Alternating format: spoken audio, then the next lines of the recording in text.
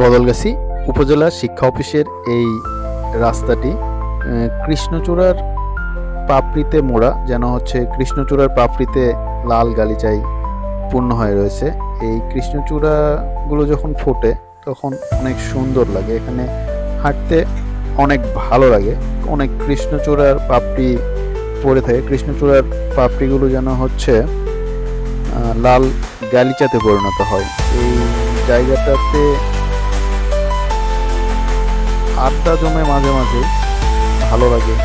উপজেলা শিক্ষা অফিসে যারাই প্রতিনিয়ত যাওয়া আসা করেন তারাই এই রাস্তাটি ভালো করে চিনবেন, এবং এই রাস্তাতে তাদের অনেক হাঁটাহাঁটি পড়ে। এখন এই সামনের রাস্তাটা বন্ধ করে দেওয়ার জন্য এই রাস্তাটাতে তেমন লোকজন আসে না, তারপরেও ভালো লাগে।